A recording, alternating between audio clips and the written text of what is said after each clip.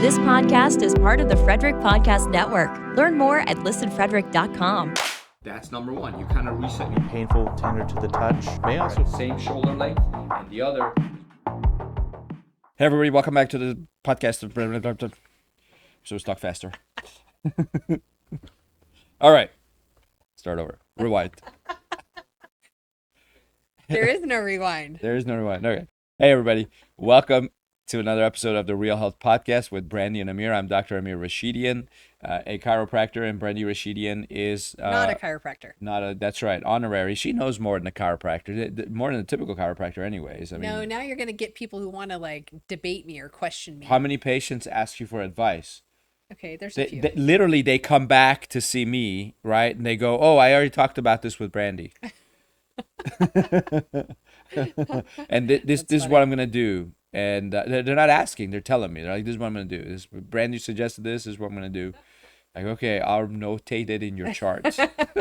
She already did. I'll document this. Do you ever document anything? I do. I With document. patient? Yeah, No. I do. You don't go into the doctor's chart. Not into your chart, but I document on my side. That's like about visits and missed visits and stuff like that. A lot You of don't times. say, hey, this patient was having this symptom and this date and this is what it did and this is what I prescribed and this is There a dosage are times and where all of I that. will put that in the notes section. Never seen it. Go Real Health Podcast is brought to you by the Frederick Sorry Podcast. for the marital spat. Not marital, it's Coworkers. Oh yeah, that's right. Sorry. Brought to you by the Frederick Podcast Network. Can be found on Listen Frederick and YouTube, Spotify, iTunes, and everywhere else. And Real Health Podcast is where we take all the latest information, news, and articles on health and wellness, medicine, disease discoveries, and we like to digest it for you, discuss it, and give you our perspective from a wellness, non-surgical, non-drug point of view. And our hope is that it'll make you healthier. It'll help you feel better, get stronger, live longer, and feel younger. And I think that's our my favorite. mission is to just get people off of drugs. Yeah. Fewer drugs. I don't care about legal or illegal drugs. Just get off drugs. I don't. There's nothing about a drug that would say give it to a healthy child. Is there a drug that you would say, hey, here's a drug that we should give to every healthy child? Is there anything like that out there? I mean, not from our perspective. Is it from anybody's perspective? If I talk to a pediatrician, are they going to say there is a drug that every healthy child should be on? What was it? What, Ritalin? Adderall? Just give it to everybody. What would it Well, be? I guess first you have to make sure that you have the same definition of health or health. Not even a baby aspirin they would give to babies unless they need it. Again, They give it to the elderly. again, it depends. I mean, they take children or babies, infants, and they will put them on if they have they're spitting up too much. They'll put them on an acid reflux medication. Right, but I said healthy. So is there a Right, but drug again, I said outside you of... have to redefine health Right. and healthy. Oh, that's true. So I don't consider a child who spits up, even maybe spits up abnormally, I don't consider that an unhealthy child. I consider that a child who probably needs to be adjusted. I don't think that's unhealthy. Something's causing the spitting up. Correct. Yeah. So, but I'm picking up what you're just putting don't- down. outside of, I know that they say, you give to every child. Outside of that, I'm asking, is there a drug that There shouldn't everybody be. should give? And there, I don't think there is. So our mission is to get everybody off of as much unnecessary medication as possible. Unnecessary. Some medication is necessary. I'm not talking about those. But there's a lot of unnecessary medication that people are on they shouldn't be on. And we got to get people off of those things because Agreed. there's just like the spitting up baby, there's other ways to treat that without putting chemicals into the system. Yep. So, having said that, we're already 4 minutes in. We haven't started. Rewind. we did one rewind already. That'll go on the bloopers film. Do we have We have bloopers, don't we? Maybe episode 500 we'll release the bloopers. Oh, can we just do 200? Episode 200? That's a lot sooner. I like bloopers. Those were so fun to watch. on TV, and I Oh, love when TV, they have yeah. those on movies at the end of movies. They don't do it very I much like the anymore. slapstick bloopers, where like John Ritter would flip over the couch and stuff. Mm, mm, Does anybody know John Ritter anymore? He probably died. not anymore. Yeah. Anyways, this one article, it's summertime, Very and timely. yeah, well, a lot of kids are starting football practice next week, Hmm. and or this week, and uh, they're in pads and helmets, and it gets It's extremely 90 hot, degrees. and they're out there for hours. Either all day or multiple times a day, like 2-a-day practices, things like that. And it's not just about hydration, there's a little more to it. So this article is in U.S. News. It says exercising or playing sports in extreme heat can be extremely dangerous. Extreme heat makes it especially hard for your body to cool down, so you need to be extra careful if you exercise or play sports when it's baking hot. Baking outside, when it's baking outside. That's an interesting word, baking. Mhm. Your brain tries to keep your body within a degree or two of 98.6. How cool. I like it when they say the word brain, right? Because when a chiropractor says brain, they go, you're a quack. When the other experts say brain, oh, no, that makes sense. Brain controls everything. So chiropractor says, well, your brain controls everything in your body. No, it doesn't. So, anyways, it says your brain tries to keep your body within a degree or two of 98.6 degrees Fahrenheit, 37 degrees Celsius, and it does so in part by triggering sweat. So, you're telling me that the nervous system decides when you sweat and when you don't sweat. Uh, I would definitely tell you that. I don't know Yeah, if they would, but right. Again, people will read this article because this author is not a chiropractor. I mean, how amazing of a creator we have to like create a body that does all of this. Self-regulates. It is self-regulating. What? It's Yeah. How many times unbelievable. people look at me like I have two heads when I go, your body, the human body, is self-regulating. Like what? And self-healing. What does that mean? You mean you don't need to take drugs? No. Your blood pressure goes up when you need it to go up, and it goes down when you need it to Right. go down. So we have a friend who got sick while they were on vacation. So they're in Florida, and they were talking about how low his BP was, and they were concerned about that. And they said now it's like 112/74, and I go, okay, that's good. Before it was like 50, so I mean it was significantly lower. And they go, but they want to see it a little higher. I go, when he's laying down? Why? And she's like, oh, I didn't think about that. I go, why don't you have him take his blood pressure when he's sitting or laying, and then after he gets up and he's moving around, have him take it again. Right. If it doesn't go up, that would be disconcerting. Right? As a doctor, would you agree with that? Yeah. If he gets up and he's moving around, shouldn't your blood pressure increase? Because there's more activity, there's more reason to pump blood a little bit heavier through the body. That would be my layman's thought process. I think some doctors are more technicians and some are problem solvers. Which is why, as a patient, you need to think strategically. We're talking about the DNR last episode. Well, just like if you have something that you want to take place during your care, during an accident, an injury, an acute illness, whatever the case may be, you better have it documented, and you better put it in their face all the time and remind them these are my wishes. Yeah. This is what I want to happen with my care. Well, by the same token, if you're in a situation and they don't know what's wrong, probably continuing to throw a different medication at the problem, not knowing what the problem is, and not doing the due diligence on testing is probably not wise. Yeah. So ask the questions, ask extra questions. I told her, I said, I would say, well, if this wasn't caused by this, if you had to guess or go down another rabbit hole, what rabbit hole would you go down? Let's travel down a few different ones and see what fits. Right. Because the last thing you want is for any physician to get single-sided, like, especially if there's really a lot of unknowns. You don't want them going down just one and going definitively, this must be it, throw a bunch of medications. And now we don't even know what the body is doing because it's operating under chemicals. Yeah. that change Yeah, you take what the it brain, does. take the brain out of the equation. You try to monitor things Yeah, based on your wisdom, not the innate wisdom of the body. 100%. So it says, sweat. When sweat dries, it carries away heat from your body's surface.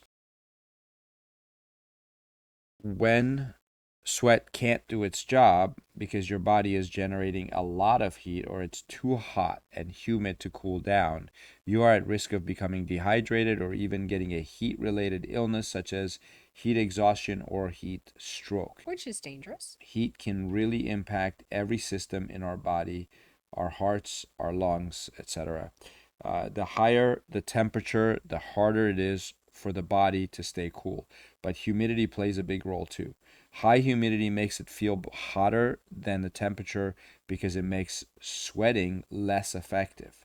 There's so much water in the air already that it can't take up much more, including the water in your sweat. Mm. And like you said, heat stroke, that word stroke is serious. It is. A lot of people don't think heat strokes are that devastating, but they are. Literally, your internal thermostat breaks when you have a heat stroke, Mm-hmm. and then you lose the ability to know whether you're about to be overheated. What? So your brain tells you when you're feeling overheated? Yeah, you gotta listen. Yeah, you gotta listen to it.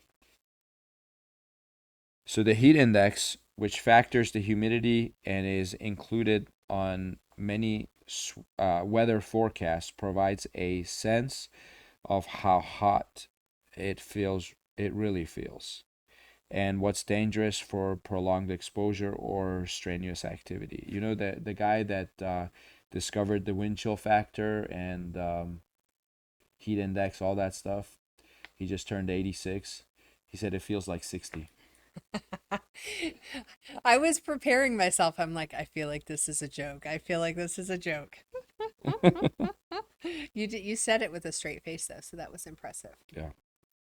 The the National Oceanic and Atmospheric Administration says people should start exercising caution when the heat index reaches 80 to 90 degrees and extreme caution from 90 to 103 degrees.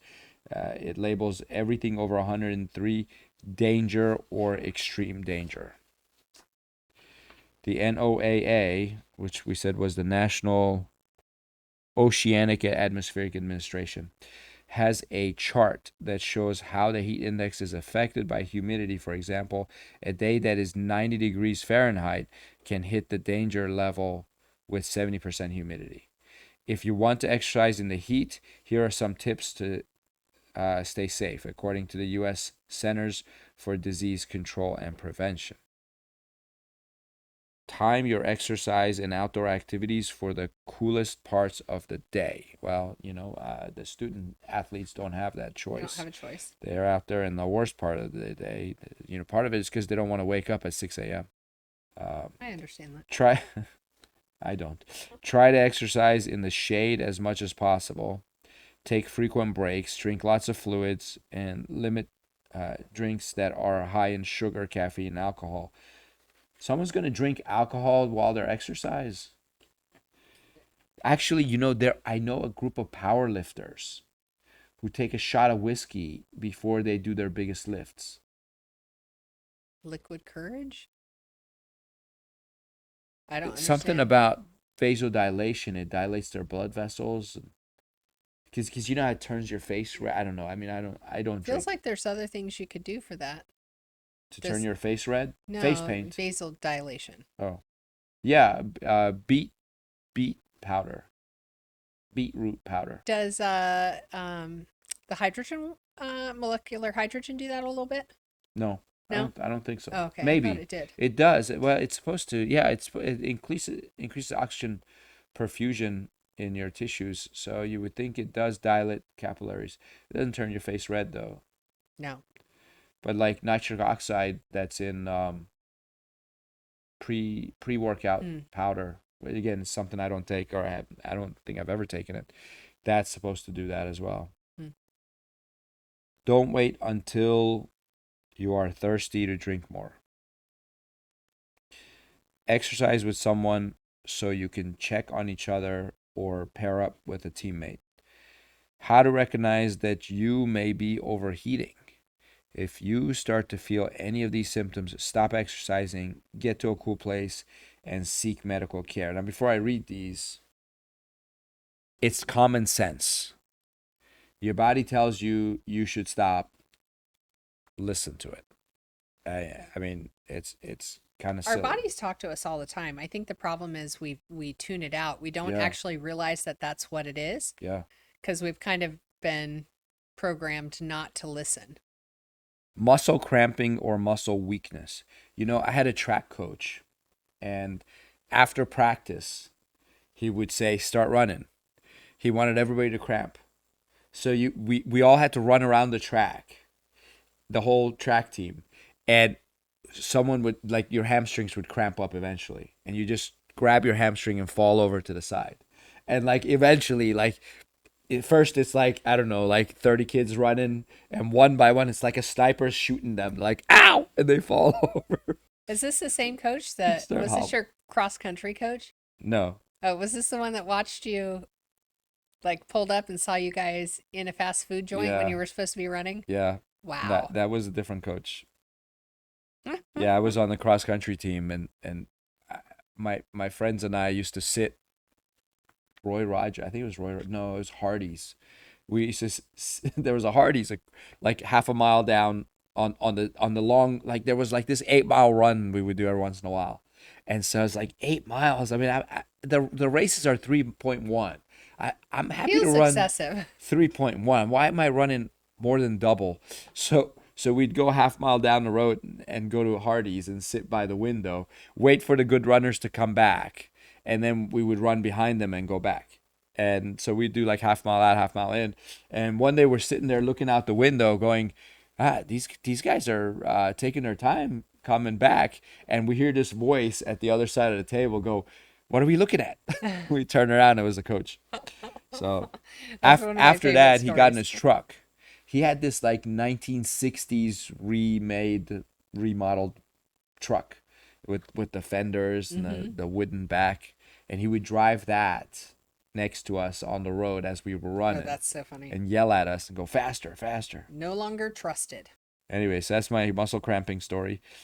Shortness of breath, dizziness, headaches, nausea. Yeah, I mean, if you're throwing up and you're dizzy, stop exercising. Go somewhere cool. If you take it too far, you can risk serious heat-related illness. A common heat-related illness is heat exhaustion, which can be marked by rapid heartbeat, fast breathing, headache, nausea, muscle weakness, and cramping. It can develop into the more serious heat stroke when your body can no longer control its temperature. Symptoms include confusion or slurred speech, seizures, or even loss of consciousness. Heat also increases your risk for a rare condition called rhabdomyolysis, which causes the rapid breakdown of muscles. If you think you or a fellow athlete are in danger, call 911. Give them fluids, preferably water, and try to cool their bodies with cold water or cold compresses. So there you have it.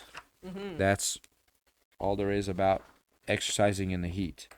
But yeah, drink a lot of water. Try to cool off in between sessions. You know, if like every 30 minutes you can cool off a little bit and go back out there. And if I can make a recommendation, don't go into your workout in extreme heat without being hydrated to begin with. Yeah. And so super important, don't start drinking water 30 minutes before you go or when you're there. You need to make sure that your body is already well hydrated before you walk into your workout. So. And water's not one of those things where you're like, okay, I'm gonna sit down and drink a gallon of water right now. Right. You have to spread it out. Right. Because you put a ton of water in, you'll urinate most of it back out. Right. And you run the risk of like flushing all your electrolyte, like minerals. There's all sorts of like other challenges that could come into play. Remember, we were in the audience when Tom Brady was speaking. And do you remember how much water he drinks? No, it was a lot though. 3 gallons. He drinks 3 gallons a day. Still to this day, he's retired. He doesn't even play football anymore, but he drinks 3 gallons a day. And he doesn't eat strawberries. Yeah. Just seems so wrong. I don't know about that part. So New York Times did an article on COVID, and we're all tired of hearing about this. But I thought it was a little interesting because, again, they talked about the nervous system in this and how important the nerves are to That's the only reason we're doing it. Because your every time a various COVID article organs. comes up, I'm like, Well, because I tell people, people come to me and they go, my son has acid reflux. And I go, well, has he had his spine checked? They're like, you crazy? It's his stomach. Do you even know what acid reflux is? His stomach is not digesting properly. And there's probably too much, which is wrong too. It's not too much acid. But anyways, he's producing too much acid and it refluxes, it burns his esophagus. It's not a spine issue. and we go, thank you for the And I explanation. go, okay, I must really not know what I'm talking about. But as far as I know, there's a nerve that goes from your brain down the spine to your stomach. So why is there a nerve if so I believe the nerve is there because the brain needs to control the stomach's function. That's not just a belief, that's science. So like, imagine if the light bulb starts flickering. You can change the light bulb, you can change the light switch, but if it's still doing it, then you got to check the wiring, right? Something's wrong with the wiring. So maybe before we put these kids on medications, we check the wiring, which is I don't know. We're all wiry people. Let's just say this. Maybe we should check the wiring regardless. Yeah, before things go wrong. I mean, I just still will never understand. I know, we live it. So I was raised, with chiropractic. So for me, it just made sense. But it's so baffling to me that we can't understand while I understand we all love having teeth and the importance of being able to chew our food, there's plenty of people who live full lives without teeth. But yet, vast majority of us still check it twice a year.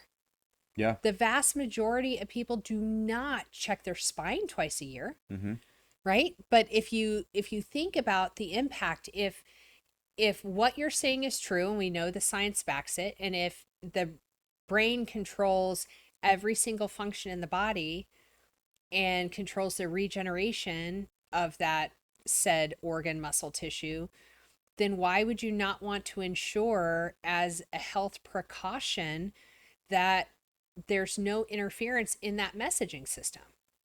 Like, it just makes so much sense to me. I don't understand why, first of all, doctors don't, well, I do know why doctors won't promote that and why they may not fully understand that the connection there. That's their what they've been taught.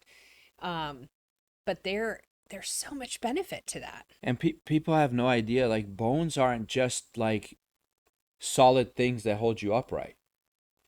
They're actual, like, they're tissue, just like muscle and skin.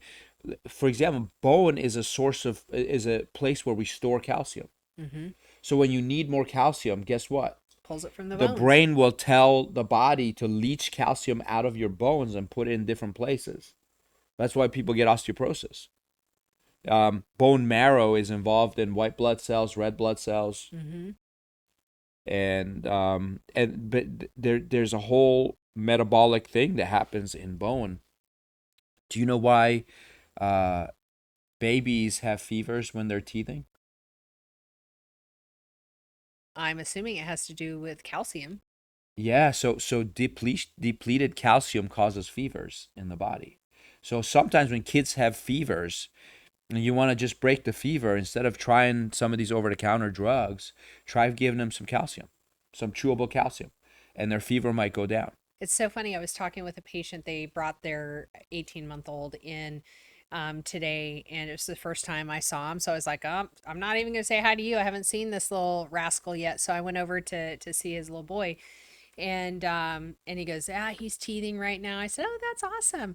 And I said, have you guys gotten any amber, and they go, amber? I go, oh yeah, that can be really great to help, with the teething process and whatnot.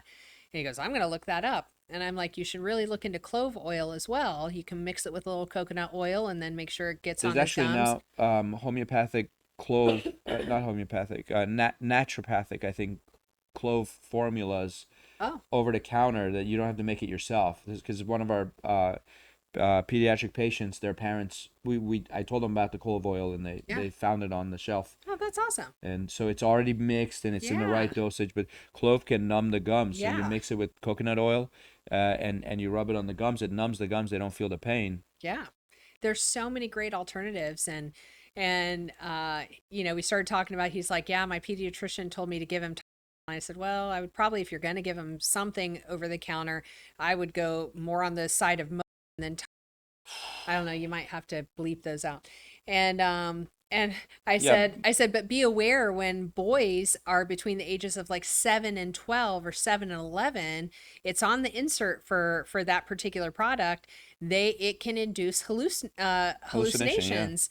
And he goes, "Are you kidding me?" And I said, "No, I had a couple nights I could not even sleep. I had to watch him and make sure he didn't like get up and walk down fall down the steps and stuff because he was hallucinating so much." And he's like, "Oh my gosh." So we sit there, and in like 10 minutes, yeah, I had kind of given out a couple of more natural right. recommendations for stuff that, Oh it's yeah, very easy to do over the counter because you just don't know, because right. they won't talk Well, about a it. lot of systems in the body need calcium, and so the body stores the calcium in the bone, and so when Makes sense. babies are teething, the body takes calcium out of other bones and other tissues. Like muscles need calcium to contract. Actually, takes all the calcium and puts it into building these teeth that grow in their mouth, and so they get a fever because their calcium levels are low. And so if you give them calcium, they don't get the fever. And also the a lot of times calcium can if calcium's low, if you're low on calcium, you'll end up having these blisters in the sun when you have Like fever blisters or yeah, but they're more like sun blisters, I guess. Like when you sunburn, actually, if you have good calcium, you burn less. So there's a lot. Now, how many pediatricians know about why a baby has a fever? Because giving them that over the counter drug that you mentioned, that'll lower a fever Mhm. artificially, but is it meeting the deficiency that's in that body, in that baby? Of course not. Of course not. But how many pediatricians know exactly why that baby's having that fever? Because if they did, they may not say what they say. Right. I would agree. All right. Clearer picture of COVID. We are out of time. What? You want to keep doing this thing? Or I'm going to tell a story instead of the article. And if we can think about using this article again. But anyways, it's about COVID's. It's a clear picture of COVID's lasting effects on the body. So, this is funny. It says it has taken years of research to start making sense of how a bout of COVID can lead to lasting, sometimes invisible changes in different parts of the body. And then they go through and they talk about the lungs, and then they go and talk about the gut, and then they go and talk about I was going to read some of this to you, the brain and the heart and circulatory system. And guess what? On every one of those, they say the reason the lungs get affected is because the COVID virus also affects the nerve that goes to the lungs. The reason the gut gets affected is because COVID affects the nerve that goes to the gut, and the nerve that goes to the kidneys, and nerve that goes to your heart and circulatory system, and all those things. So I had this patient. Actually, his mom was a patient of ours for years. And you remember Uncle Audley? Mm-hmm. So Uncle Audley's niece was a patient of ours. And then one day she came in, she said her son might have diabetes. And I said, what do you mean? She said, well, they tested his insulin levels and he's low on insulin. He's not producing insulin anymore.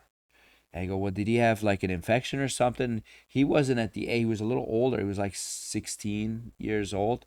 And so I go, all right, so are they saying he's diabetic? I mean, did he have an infection? Because a lot of type 1 diabetes starts with an infection, and then Mm-hmm. the pancreas stops producing insulin. And it just didn't seem like it was your typical diabetes thing. And she said, well, I'm worried about him, and I don't want to put him on insulin yet, because I want him to be healthy. I said, well, let's get him adjusted. So I looked up where the nerves go to from the spine to, this is 20 years ago. Nerves from the spine go to the pancreas, and I go, all right, let's just bring him in. Let's take some X-rays and see if there's misalignments in that area. So there were some misalignments in the mid thoracic area, and so we started adjusting him, and we adjusted him for about, I think, a month, a couple times a week, and he went back and they tested his insulin and it was normal. So anyways, Just like that. don't ignore the nervous system. Don't ignore how the brain needs to communicate with every cell, every tissue, every organ in your body. Your organs all have nerves that go to them from the spine, connected to the brain. Why? Because the brain needs to communicate with those organs. And even though you're not conscious of it, your brain is conscious of it. Your brain knows where your feet are without you looking at them. Your brain knows where your kidneys are and what they're doing, how fast they're filtering, what systems are working, what systems aren't. They push your body into fight or flight versus rest and repair. They can dilate your blood vessels. The nerves can constrict your blood vessels. It's incredible. And all of that's done automatically by your brain through the nervous system. And the spine, not only is it a source of calcium for the body, but it houses your spinal cord. So if it's misaligned, it puts tension on the spinal cord.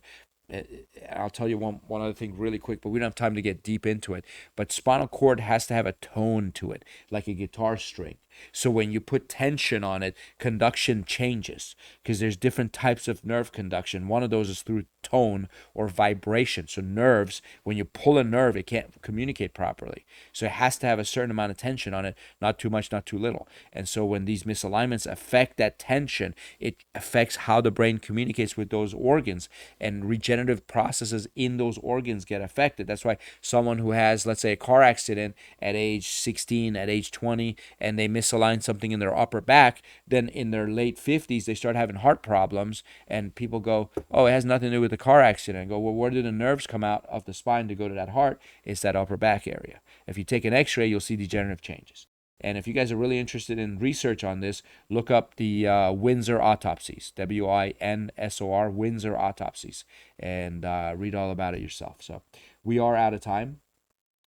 Yep. And I think we should come back in a few days and talk about something else. I think we should. And in the meantime, don't forget your spinal health, your nervous system health, more importantly, is just as important as everything else, probably more important. So don't wait until a health challenge pops up.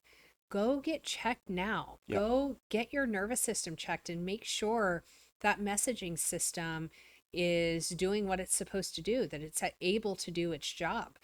We are designed and created to be healthy. And so we need to do sometimes certain things to ensure that the body can live out its job, that it can do what it's was created to do. So don't put that off. I think it's super important. That's it. There you have it. All right. See you next time. See you next time. Bye-bye, bye-bye, bye-bye. Live radio, local podcasts, the Frederick Podcast Network at listenfrederick.com.